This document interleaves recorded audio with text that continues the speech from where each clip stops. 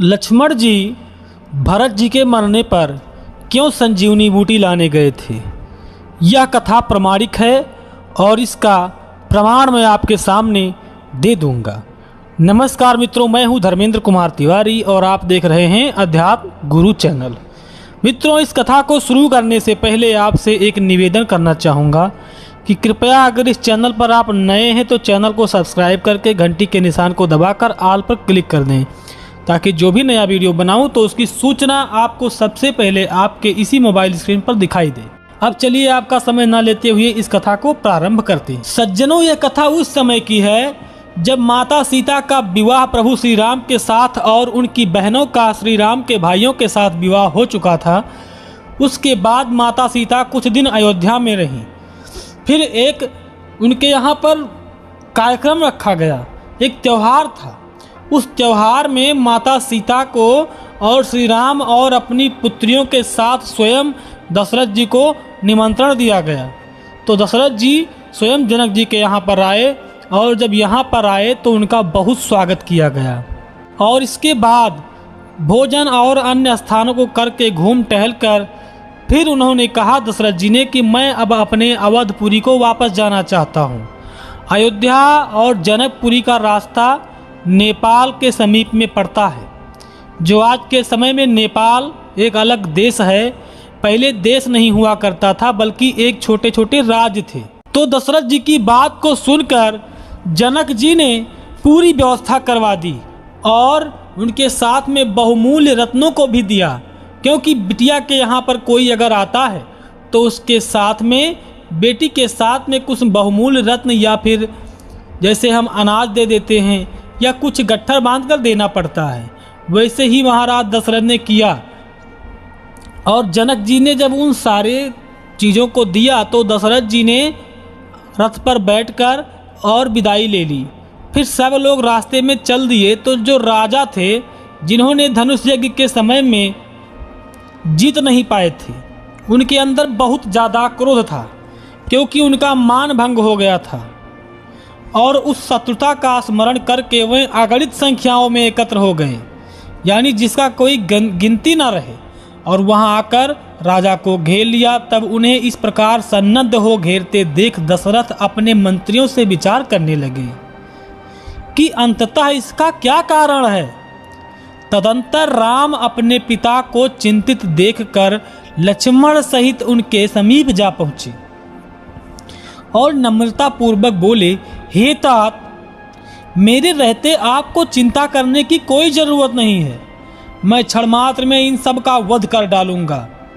क्योंकि प्रभु श्री राम उस समय एक युवराज थे, ना कि राजा थे, और युवराज का कर्तव्य दिखाना, अपने पिता के सामने युद्ध कौशल दिखाना तो एक धर्म के बराबर है। तो उन्होंने कहा कि हे पिताश्री, आप मेरे इस किंचित कौतुक को देखिए। तब दशरथ जी ने कहा, अभी तुम बालक हो राम, इन राजाओं से तुम क्या युद्ध करोगे। अब तो जबकि इस वन में सकुटुंब मुझको इन नीच राजाओं ने आकर घेर लिया है, तब मैं ही इनका वध करूंगा और तुम सैन्य की रक्षा करो। तब पिता के इस प्रकार वचन को सुनकर राम उनसे फिर बोले, जब रणांगण में मेरी शक्ति को आप देखेंगे तब आप सहायता कीजिएगा। जब मैं हारता दिखूंगा तब तक मेरे कहने से यहीं पर रहकर सकुटुंब अपनी सेना की रक्षा करें तात। ऐसा कहकर पिता को नमस्कार करके तथा धनुष को लेकर श्री राम जी चल दिए। लक्ष्मण ने भी उनका साथ दिया। तब उन दोनों को जाते देखकर भरत शत्रुघ्न भी उनके पीछे चल दिए। उन सबको जाते देखकर राजा ने भी 10,000 सैनिकों को एक साथ भेज दिया।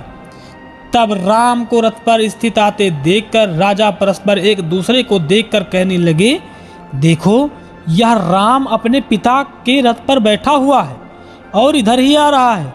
फिर तो वह सब राजा युद्ध के लिए अपने अपने रथों पर बैठकर आगे बढ़े। परस्पर घोर युद्ध होने लगा। सब एक दूसरे पर अस्त्र शस्त्र, तीर और फरसे चलाने लगे। सब राजा राम के सैनिकों को छोड़ राम पर ही झपटे। आकाश बाणों से व्याप्त हो गया। सब राम पर बड़े बड़े अस्त्रों की वर्षा करने लगे। राम अकेले ही उन सब से युद्ध करने लगे।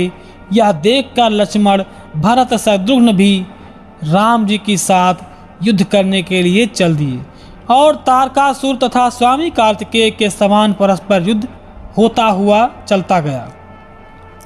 राजाओं ने शस्त्रों से बींधकर भरत को मूर्छित कर दिया। वह रथ से नीचे गिर पड़े। ऐसा लगा जैसे उनकी मृत्यु हो गई। उनकी सांस बंद गई, नाड़ी चलना बंद हो गया। फिर जो शत्रुघ्न के सामने आए तो राजाओं ने बहुत से बाण आदि मारकर भी उन्हें भी धराशायी कर दिया, लेकिन शत्रुघ्न की उनको मूर्छा नहीं आई। फिर सब लक्ष्मण पर दौड़े। उन्होंने लक्ष्मण को भी मार मार कर रण में व्याकुल कर दिया। साथ ही राघव राम को भी राजाओं ने बाणों से आच्छादित कर दिया, किंतु थोड़ी ही देर में अवकाश प्राप्त कर राम उठे और वयव्य अस्त्र यानी मोहनास्त्र अस्त्र चला दिया और राजाओं को सूखे पत्ते की तरह उड़ा दिया, समुद्र के तट पर फेंक दिया। चिकों में बैठी हुई कौशल्या आदि माताएं, सीता तथा अन्य भाइयों की स्त्रियां देखती रहीं। सब मंत्रियों ने भी उनके इस रण कौशल को देखकर उनकी सराहना की और हाथी, घोड़े, रथ, पैदलों के समस्त सेना को पृथ्वी पर गिरा दिया राम ने अकेले ही। मित्रों, आप पूछेंगे कि राम और लक्ष्मण जी को कौन गिराने वाला धरती पर है जो उन्हें हरा सके? तो मित्रों, आपसे कहना चाहता हूँ, आपने रामायण तो देखा ही होगा, जिसमें मेघनाद यानी इंद्रजीत ने राम और लक्ष्मण दोनों लोगों को मूर्छित भी लक्ष्मण जी को कर दिया था और नागपाश में राम को भी बांध दिया था।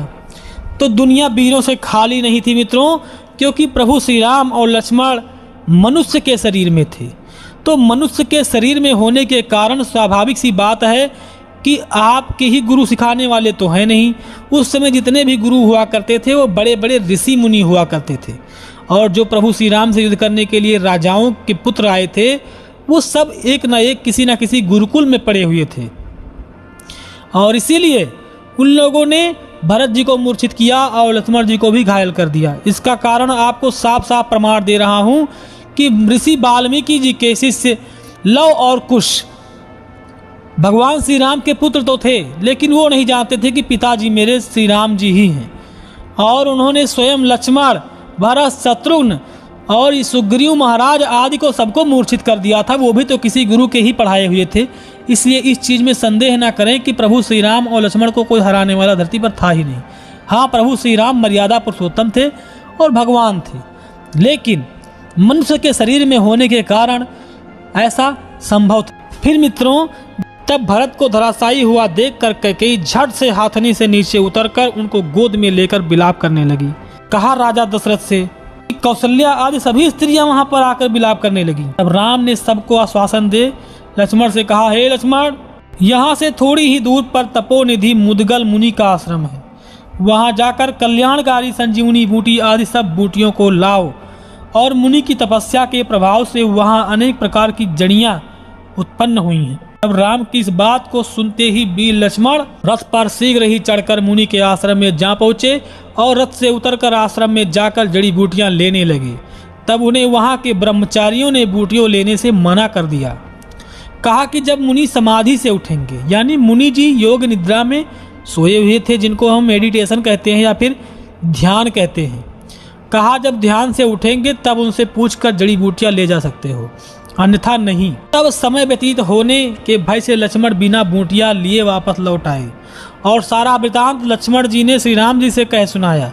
राम ने कहा, फिर जाओ और उन बटु ब्रह्मचारियों से कह दो कि निरस्त ही हाथ से ही हटाकर शीघ्र ही उनके लाभदायक जड़ी बूटियों को ले आओ और मुनि से भय न करो। और लक्ष्मण लौटकर फिर वहां गए और बलपूर्वक उन बटुकों को हटाकर क्षण मात्र में ही जड़ी बूटियों को लेकर राम के पास आ गए। तब लघु भ्राता भरत के शरीर में गड़े बाण को निकालकर उसमें जड़ी बूटियां भरकर उन्हें पुनः जीवन दान दिया गया। भरत उठ खड़े हुए। यह देखकर कैकेयी प्रसन्न हुई। उन्होंने राम का आलिंगन कर भरत को हृदय से लगाया। तदंतर गुरु तथा ब्राह्मणों से अनेक उत्सव कराए। उधर जब मुदगल मुनि समाधि से उठे तब बटुओं ने दौड़कर लक्ष्मण के बारे में सारी बातें बता दिया। इससे मुनि ने आश्चर्य किया और कहा, जाओ वह लक्ष्मण कौन है, इसके बारे में मुझसे पता लगा कर आओ। कौन है जो जड़ी बूटियों को ले गया है? तब बहुत अच्छा, ऐसा कहकर वो लोग आकर दशरथ के पास पहुंचे और पूछा कि तुम कौन हो और तुमने लक्ष्मण के द्वारा जड़ी बूटियां क्यों मंगाई हैं। तब उन बटुकों को क्रोधित देखकर राजा चिंतित हो बोले, मैं राजा दशरथ हूँ और लक्ष्मण मेरे कहने से जड़ी बूटियां लेने यहाँ आया है।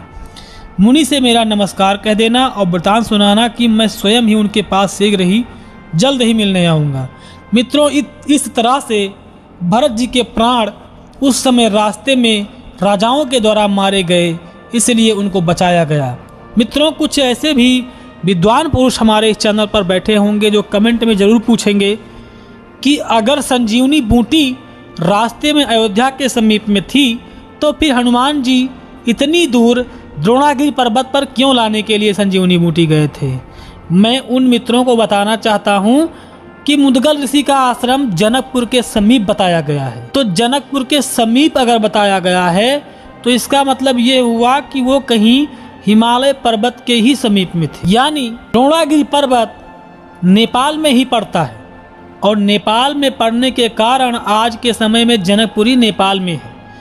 और नेपाल से यह स्पष्ट होता है कि मुदगल ऋषि का आश्रम वहीं कहीं पहाड़ियों के पास था और वहां जाकर लक्ष्मण जी ने संजीवनी बूटी लाकर भरत जी को जिंदा किया था।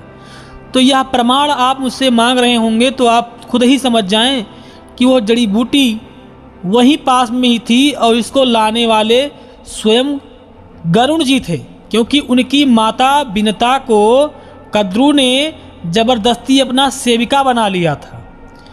तो उनके पुत्र जो कद्रू थे उनके पुत्र थे नाग लोग। नागों ने कहा कि तुम इंद्र देवता से जाकर अमृत ले आओ और मुझे हम सबको अमृत पिला दो, इसलिए हम लोग अमर हो जाएंगे, तो तुम्हारी माता को दासीपन से आज़ाद कर दूंगा।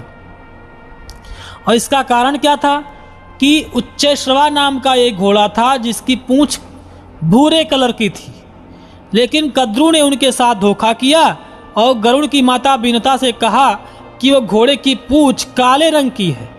तो इस पर बात चर्चा होती हुई जब उच्चैश्रवा सामने आया तो इसलिए काला रंग दिखा क्योंकि उनके पूंछ में सारे सांप लोग पूंछों में काले काले रंग के लिपट गए थे, इसलिए दूर से वह पूंछ काले रंग की दिखाई देती थी।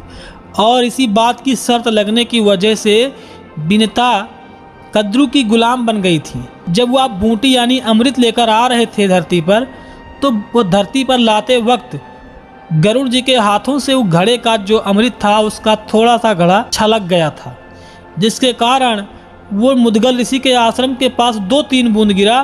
तो मुदगल ऋषि ने अपने तपोबल से उस अमृत को एक जड़ी बूटी में बदल दिया, जिसलिए वो जड़ी बूटी सिर्फ और सिर्फ मुदगल जी के आश्रम में थी। और जो मृत संजीवनी बूटी हनुमान जी लाने गए थे वो संजीवनी बूटी समुद्र मंथन के समय में उत्पन्न हुई थी। इसलिए हम संजीवनी बूटी और मुदगल ऋषि के आश्रम की संजीवनी बूटी का फर्क जरूर नज़र आपको आता होगा। ये दोनों अन्य बातों से जुड़ी हुई हैं। इसलिए मित्रों, अब अगर आपको यह कथा अच्छी लगी हो तो वीडियो को लाइक करें, चैनल को सब्सक्राइब करें, क्योंकि ऐसे ही ज्ञानवर्धक कथाओं को मैं अपने इस चैनल पर बताता और सुनाता रहता हूँ। अब लेता हूँ विदा, मिलूंगा फिर नए कथा के साथ। तब तक के लिए जय श्री राम, जय हिंद, जय भारत, वंदे मातरम।